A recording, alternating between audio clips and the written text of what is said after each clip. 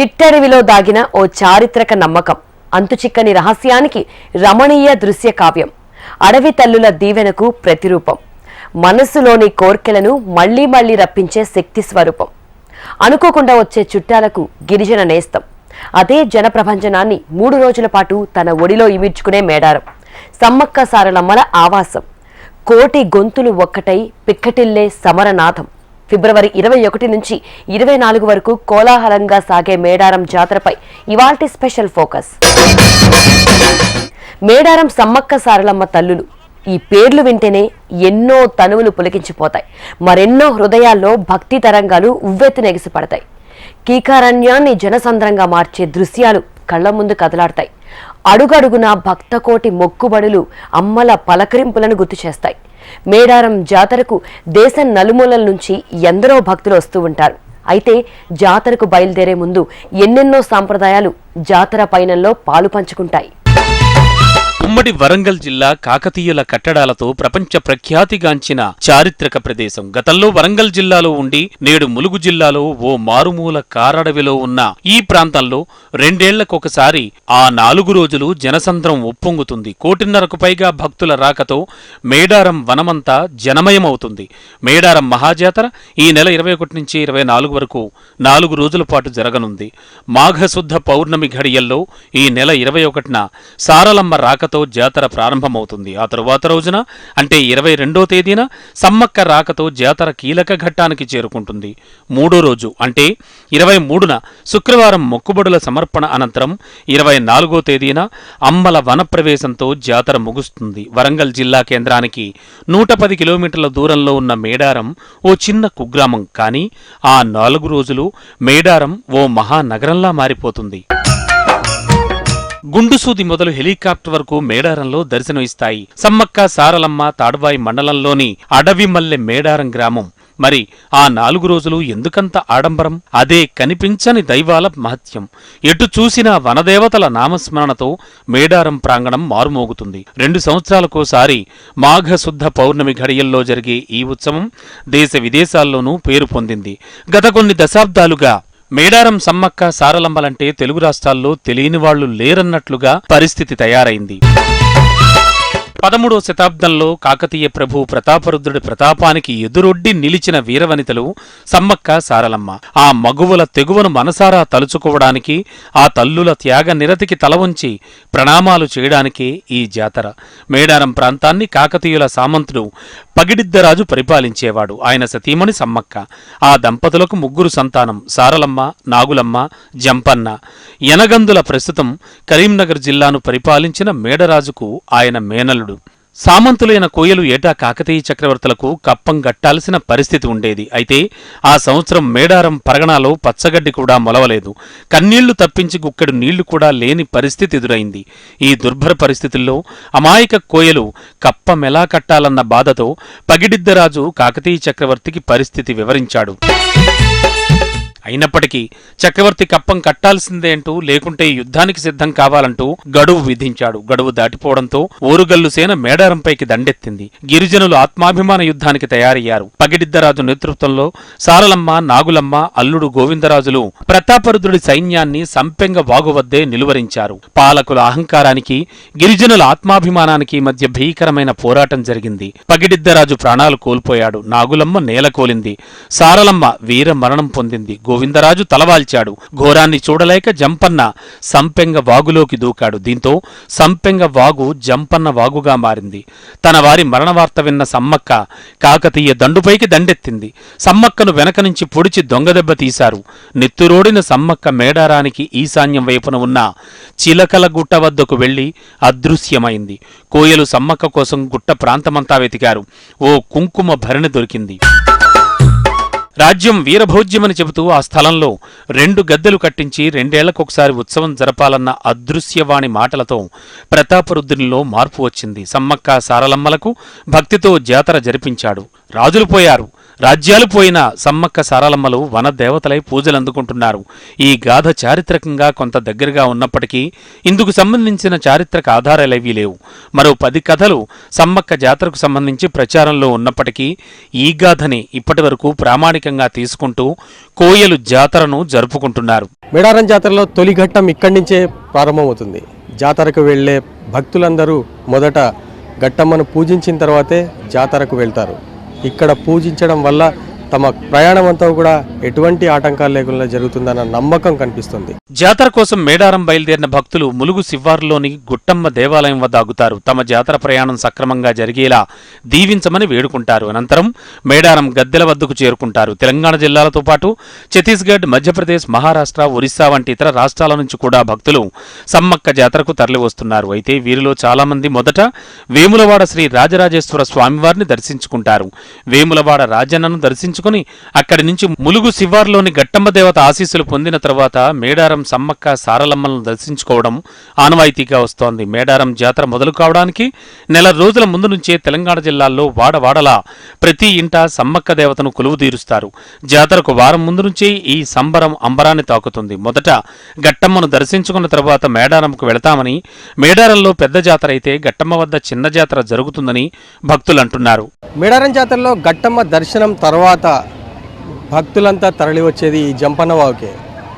చారిత్రక ఆధ్యాత్మిక నేపథ్యం కలిగిన జంపన్నవాగులో స్నానాలు చేసి పునీతులైన తర్వాత గద్దెల వద్దకు చేరుకోవడం భక్తులకు ఆనవాయితీగా వస్తుంది. ఈ నేపథ్యంలో జంపన్నవాగు ఆ 4 రోజుల పాటు జనసంద్రం అవుతుంది. ఎక్కడ చూసినా ఇసుకేస్తేరాలని జనం ఈ జంపన్నవాగులో కనిపిస్తుంది. భక్తులు తమ బరువునకు సమానమైన బంగారం, బెల్లంను అమ్మవారికి సమర్పించి జంపన్నవాగులో పుణ్య స్నానాలు ఆచరిస్తారు. ఇది వైదిక ప్రభావం లేని పూర్తిగా గిరిజన పండుగ. జంపన్నవాగు గోదావరి నదికి ఉపనది. పురాణాల ప్రకారం జంపన్న గిరిజన యోధుడు, గిరిజన దేవత సమ్మక్క కుమారుడు. ఆ ప్రవాహంలో కాకతీయ సైన్యంతో జరిగిన యుద్ధంలో మరణించినందున జంపన్నవాగు అతని పేరుతో ఖ్యాతి పొందింది. జంపన్నవాగు ఇప్పటికీ జంపన్న రక్తంతో ఎర్రగా ఉంటుందని భక్తుల నమ్మకం. జంపన్నవాగులోని ఎర్రటి నీటిలో పుణ్యస్నానం చేయడం వల్ల తమను సదా పరిరక్షిస్తాడని విశ్వాసం. వారి త్యాగం తమ హృదయానికి ధైర్యం నింపుతుందని గిరిజనులు నమ్ముతారు. జంపన్న వాగుపైన నిర్మించిన వంతెనను జంపన్న వాగు వంతెన అని పిలుస్తారు. దీర్ఘకాలిక వ్యాధులతో బాధపడుతున్న వారు జంపన్న వాగులో నిష్టగా వరాలు పడతారు. నీటిలో నిలబడి అమ్మవార్లను ధ్యానం చేస్తూ శివసత్తుల పూనకాల నడుమ తమ కోరికలు విన్నవించుకుంటారు.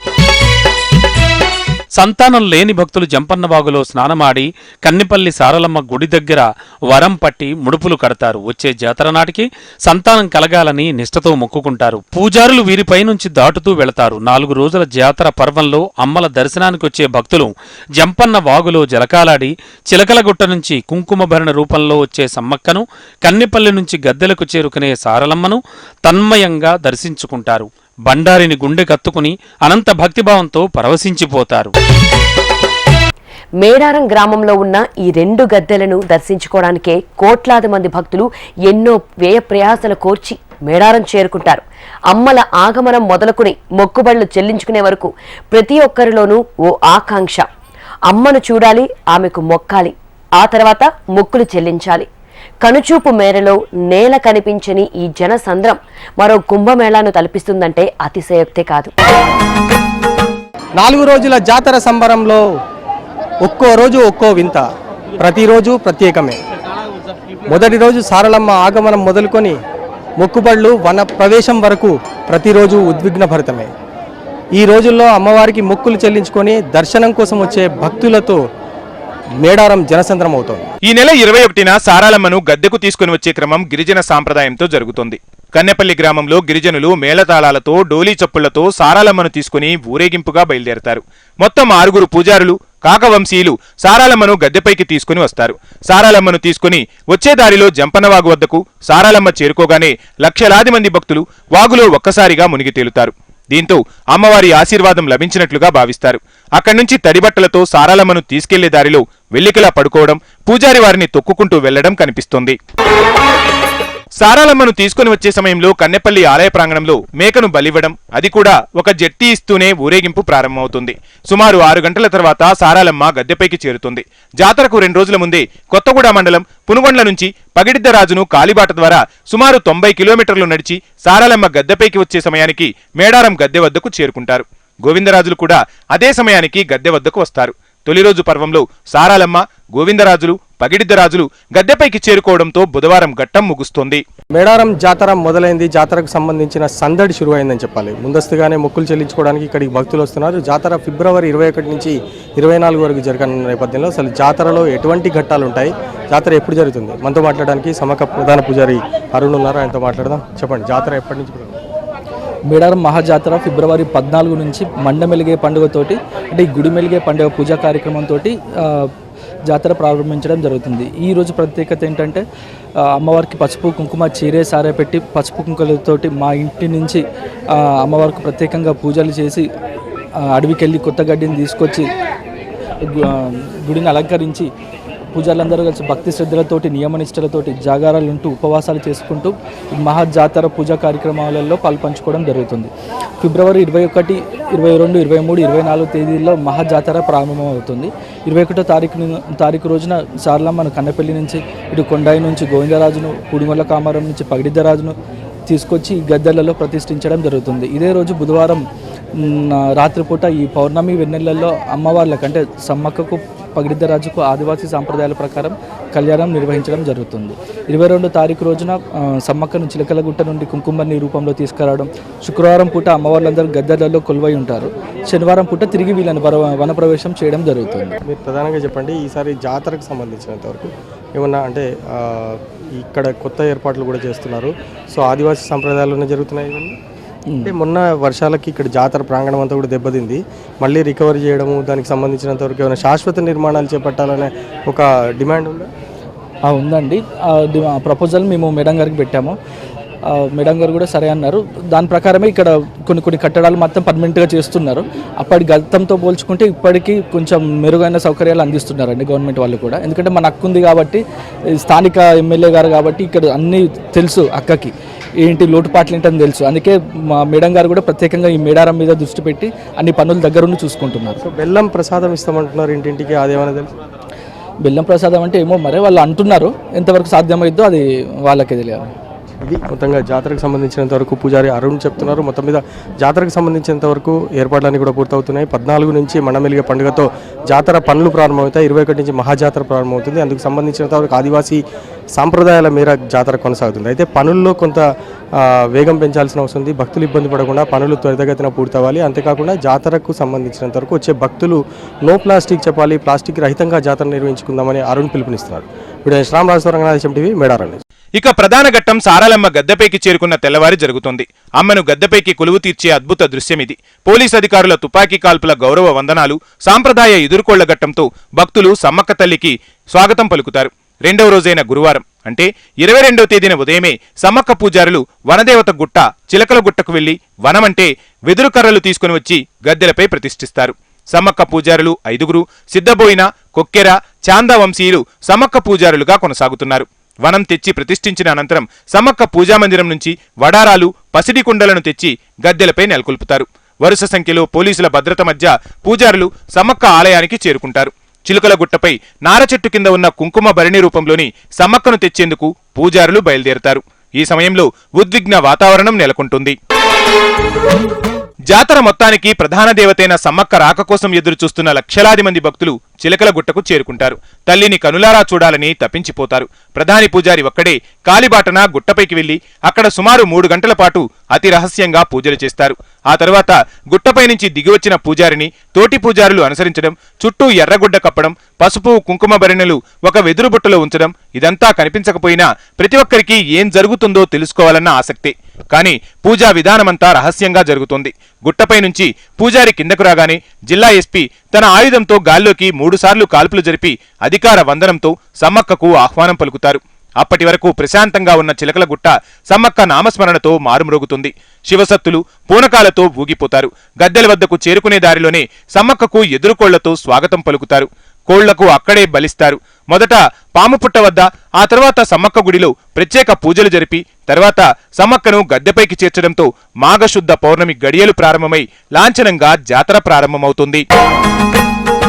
పూర్తిగా ఆదివాసీ సాంప్రదాయంతో జరిగే మేడారం సమ్మక్క సారాలమ్మ జాతరకు వచ్చే భక్తులు తమ ఎలువేల్పులను వారి వారి పద్ధతుల్లో కొలుస్తుంటారు. తమ ఈతి బాధలు తీర్చాలంటూ వనదేవతలకు ఒక్కొక్కరు ఒక్కో పూజా విధానంతో వేడుకుంటారు. తల్లి బిడ్డలు గద్దెలపై కొలువు తీరిన తర్వాత లక్షలాది మంది భక్తులు వారిని దర్శించుకుని మొక్కుబడులు చెల్లించుకోవడం మూడో రోజున జరుగుతుంది. తమ కోర్కెలు తీర్చమని వేడుకుంటూ తీరిన కోర్కెలకు కానుకలు చెల్లిస్తూ నిలువు దోపిడీ ఇస్తారు. తలనీలాలు సమర్పించుకుంటారు. ఎత్తు బంగారం నైవేద్యంగా పెడతారు. ఆడపడుచులుగా భావించిన తల్లులకు వడిబియ్యం పోసి కొలుచుకుంటారు.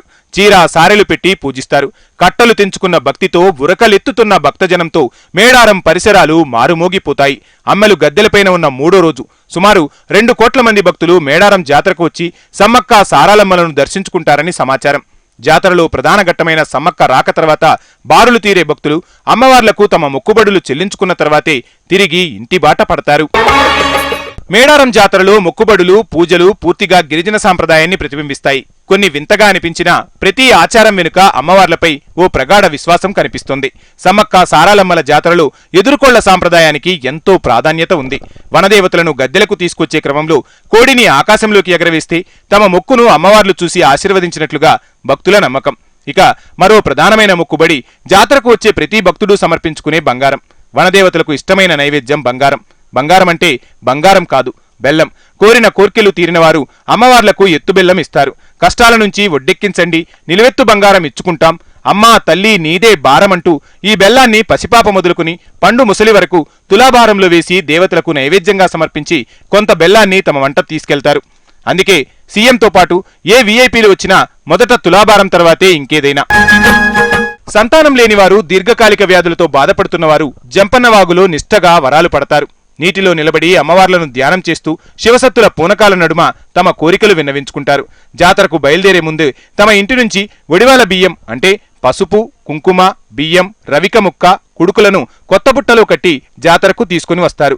నడుముకు కట్టుకున్న ఈ బియ్యాన్ని పుణ్యస్నానాల తర్వాత గద్దెల వద్ద సమర్పిస్తారు. మేడారం జాతర పేరు చెప్పగానే గుర్తుకు వచ్చేది జంతుబలులు. అమ్మవారి రాకను ఆహ్వానిస్తూ ఎదురుకోళ్లు ఇవ్వడం, మేకపోతులు బలి ఇవ్వడం, అమ్మవారికి రక్తతర్పణమిచ్చి కొలుచుకోవడం అనాదిగా వస్తుంది. జాతరలో బెల్లం మొక్కు బంగారంగా సమర్పించుకోవడం ద్వారా తమ కోరికలు నెరవేరుతున్నాయని భక్తులు అంటున్నారు. గిరిజనుల నోటి వెంట జాలువారే గ్రామీణ పదజాలం, వారు దేవుని చెప్పే విధానం ఇదంతా చూస్తే జాతరలో శివసత్తుల పూనకాలంటే సాక్షాత్తు సమ్మక్క పలుకులే. నిలువెల్లా దైవత్వం నిండిన శివసత్తులు వనదేవతలకు ప్రతిరూపాలుగా భక్తులు భావిస్తారు. అదేవిధంగా గద్దెల వద్ద ఉండే పసుపు కోసం భక్తులంతా తాపత్రయపడతారు. బెల్లం ప్రసాదంతో పాటు గద్దెలపై పడిన పసుపు కుంకుమలను ప్రసాదంగా వెంట తీసుకెళ్లి రోజు నుదుటన బొట్టు పెట్టుకుంటే మంచి జరుగుతోందని భక్తుల ప్రగాఢ విశ్వాసం.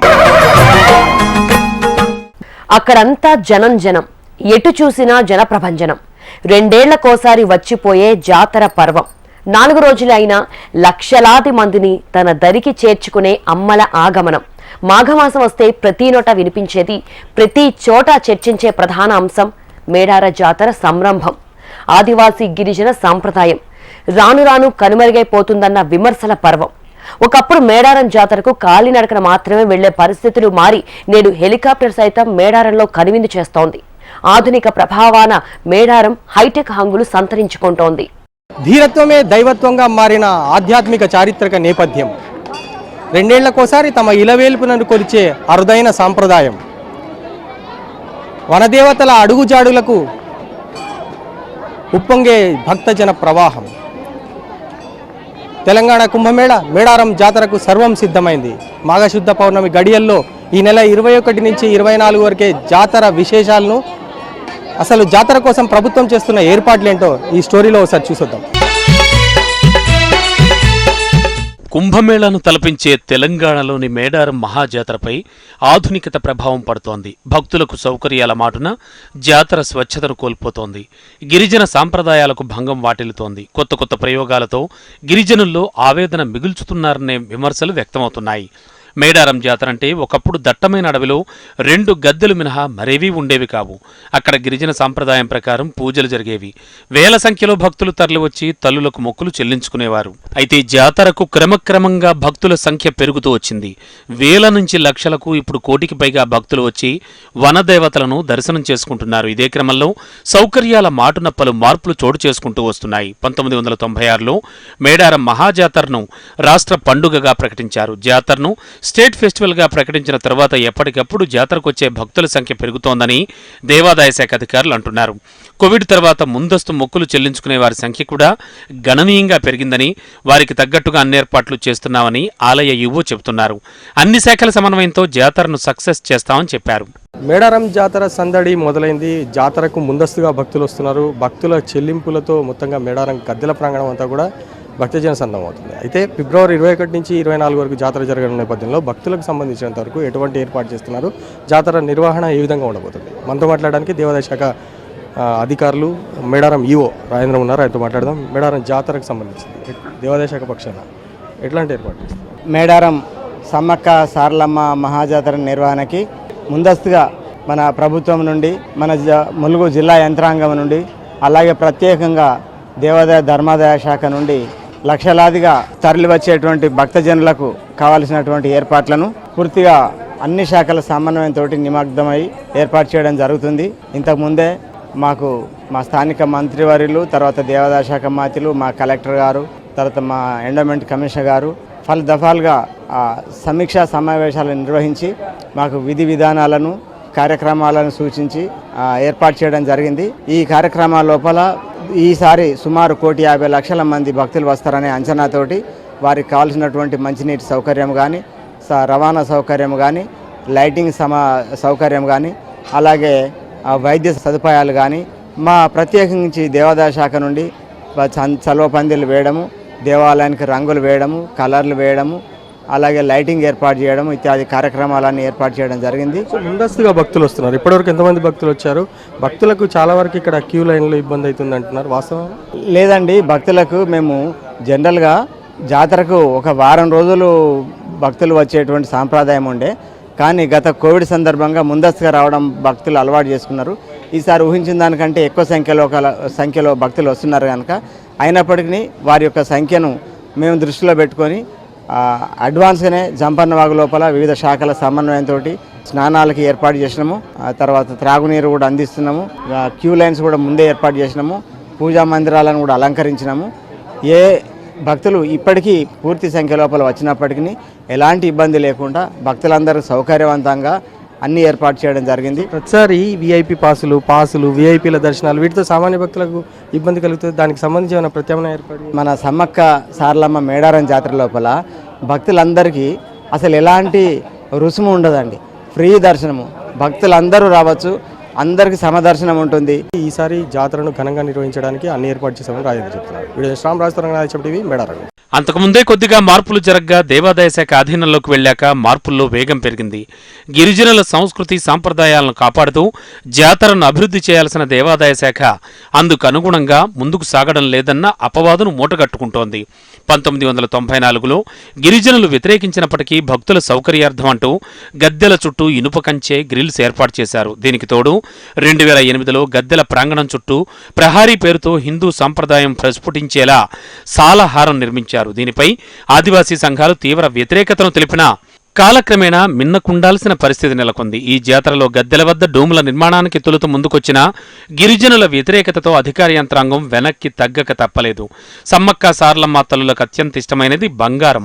బెల్లం తమ వద్దకు వచ్చే భక్తులకు ఇబ్బందులు ఉండొద్దని, విలువైన కానుకలు అసలే వద్దని, నిండు మనసుతో కొలిస్తే కోరికలు నెరవేర్చుతామని అమ్మలు చెప్పినట్లు చరిత్ర చెబుతోంది. అందుకే ఆ తల్లులకు భక్తులు బంగారంతో మొక్కులు చెల్లిస్తారు. ఈ క్రమంలో బంగారమే ప్రసాదంగా ప్రసిద్ధికెక్కింది. దీంతో పాటు తల్లుల పాదాల చెంత ఉండే పసుపు కుంకుమలకు కూడా ప్రత్యేకత ఉంది. బంగారం బొట్టు అందితే అదే మహాభాగ్యమని భక్తులు భావిస్తూ ఉంటారు.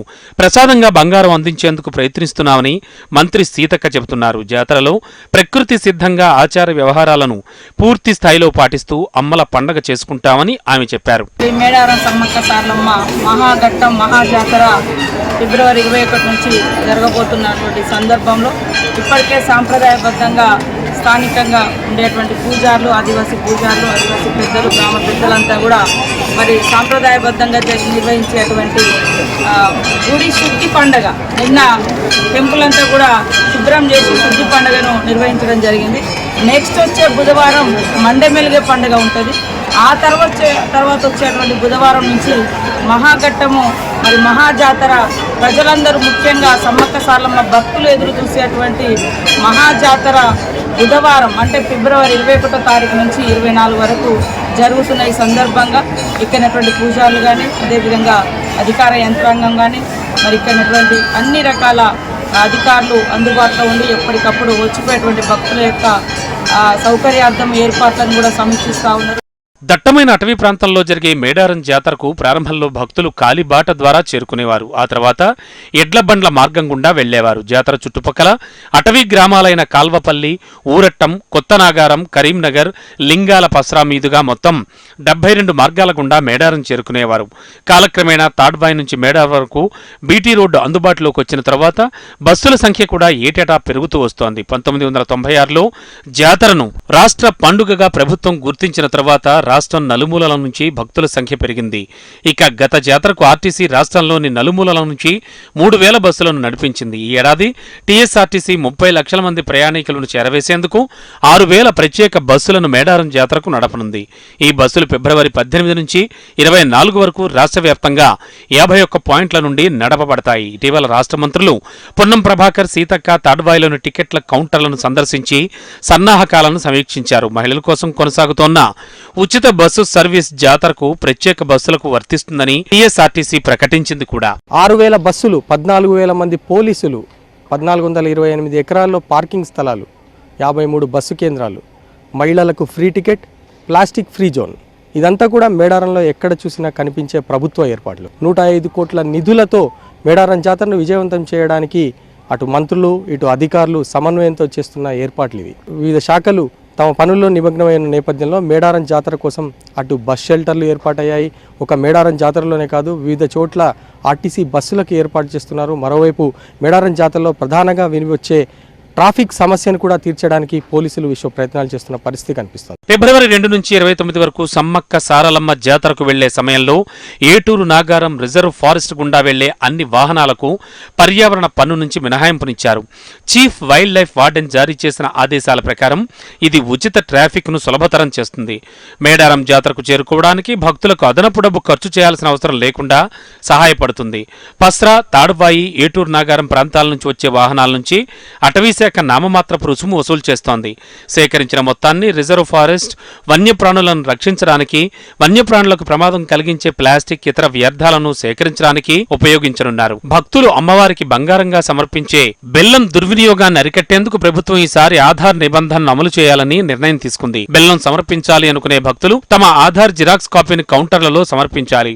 భక్తులు తమ పేరు, ఫోన్ నెంబర్, బెల్లం కొనుగోలు ఉద్దేశ్యం తదితర వివరాలను తప్పనిసరిగా అందించాలని ఎక్సైజ్ శాఖ స్పష్టం చేసింది. ఎక్సైజ్ సిబ్బంది డేటాను క్రోడీకరించి ప్రతిరోజు జిల్లా స్థాయి అధికారులకు సమర్పించాలి. జాతర సమయంలో లేదా ఆ తర్వాత మేడారం వెళ్లలేని వాళ్ల కోసం ఆన్లైన్లో చెల్లింపు సౌకర్యాన్ని ముఖ్యమంత్రి రేవంత్ రెడ్డి ప్రారంభించారు. ఇక దేవతలకు భక్తితో నైవేద్యంగా తమ శరీర బరువుకు సమానమైన బెల్లాన్ని బంగారంగా సమర్పిస్తారు. మీ సేవ, ట్యాప్, పోస్టల్ డిపార్ట్మెంట్కి 1.5 లక్షల అవుట్లెట్ల ద్వారా భక్తులు తమ శరీర బరువు ఆధారంగా బెల్లాన్ని చెందిన మొత్తాన్ని చెల్లించవచ్చు. రాష్ట్ర పండుగగా గుర్తింపు, రోడ్డు మార్గాలు మెరుగుపడడంతో భక్తుల రాక కూడా విశేషంగా పెరిగింది. పారిశుధ్యం, స్నానఘట్టాలు, ఇతరత్రా సదుపాయాలతో పాటు మేడారం జాతరలో శాశ్వత ప్రణాళికతో భక్తుల సౌకర్యార్థం అనేక ఏర్పాట్లు చేస్తున్నట్లు జిల్లా యంత్రాంగం చెబుతోంది. మేడారం మహాజాతర కోసం రాష్ట్ర ప్రభుత్వం 105 కోట్ల నిధులు కేటాయించిందని, జాతరలో పారిశుధ్య పనుల కోసం 4000 మందిని అందుబాటులో ఉంచామని జిల్లా కలెక్టర్ ఇలా త్రిపాఠి చెప్పారు. అలాగే ఆర్డబ్ల్యూఎస్ ఆధ్వర్యంలో 14 క్లస్టర్లలో 279 యూనిట్ల ద్వారా 5532 టాయిలెట్స్ ఏర్పాటు చేసినట్లు తెలిపారు. వైద్య ఆరోగ్య శాఖ తరఫున 30 స్పెషల్ హెల్త్ క్యాంప్స్, 6 అంబులెన్స్లను అందుబాటులో ఉంచినట్లు కలెక్టర్ వెల్లడించారు. జాతరలో 14,000 మంది పోలీస్ సిబ్బంది విధులు నిర్వహిస్తున్నారు. వనదేవతలను తీసుకొచ్చే సమయంలో భక్తుల రద్దీ ఎక్కువగా ఉంటుంది కాబట్టి రోప్ పార్టీ ద్వారా క్రౌడ్ కంట్రోల్ చేయడానికి స్పెషల్ టెక్నాలజీ ఉపయోగిస్తున్నట్లు ఎస్పీ శబరీష్ చెప్పారు. 500 సీసీ కెమెరాలు, 5 డ్రోన్ కెమెరాలు ఏర్పాటు చేసి కమాండ్ కంట్రోల్ రూమ్ ద్వారా పరిశీలిస్తున్నామని, వీఐపీ, వీవీఐపీ దర్శనాల వల్ల భక్తులకు ఇబ్బంది కాకుండా చూస్తామని జిల్లా అధికారులు వెల్లడించారు. మాఘమాసపు పున్నమి వెళ్లిన పౌర్ణమి నుంచి తల్లి బిడ్డలైన ఆ అడవి బిడ్డలిద్దరూ గద్దెనెక్కిన దగ్గర నుంచి అక్కడి ఆకాశం పసుపుతో పీతాంబరం అవుతుంది, కుంకుమతో రాగరంజితమవుతుంది, బెల్లం నైవేద్యంతో గాలి గుప్పుమంటుంది. ఊగి తూగి వివసులయ్యే మనుషులు కోరికలు దట్టించుకుని నారీకేళమై పగిలిపోయే దీనుల వైనం కనిపిస్తుంది.